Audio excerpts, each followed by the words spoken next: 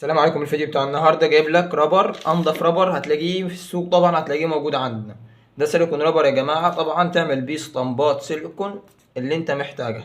درجه حرارته بتستحمل لغايه 120 حراره، يعني الاسطمبه اللي انت هتعملها تستحمل لغايه درجه 120.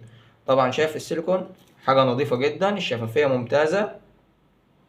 طبعا السيليكون ده مش صيني، يعني دي حاجة نظيفة جدا حلوة جدا.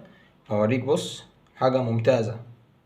طبعا بص، هيفرغ الهواء لوحده، تعمل منه اسطمبة تعيش معاك اي حد مبتدئ. طبعا السيليكون ده حلو جدا ليك لانه مفيهوش مشاكل، ولا هينشف بسرعة، ولا هيطول في النشفان، ولا هيطلع سوس لانه بيطرد الهواء. حتى بص، ركز معايا، هتلاقي الهواء كله طلع من فوق.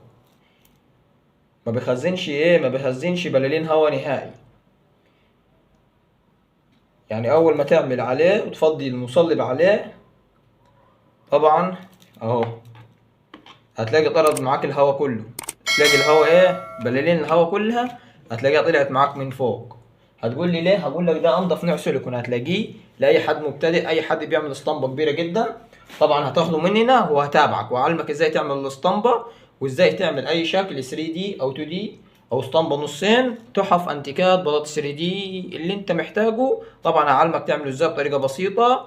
والسيليكون رابر موجود منه كميات، اللي انت له موجود كميه حلوه جدا. طبعا اهو بص، ممتازه جدا. طبعا بص، السيليكون موجود من اول كثافه 5 لغايه كثافه 30. طبعا كثافات 30 ده للشغل الشغل الكبير جدا.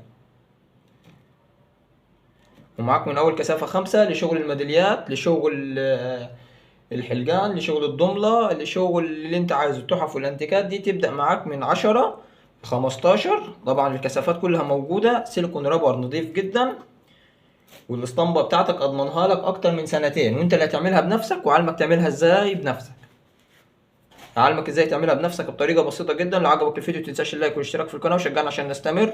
ده انضف سيليكون رابر يا جماعه، انا جربته.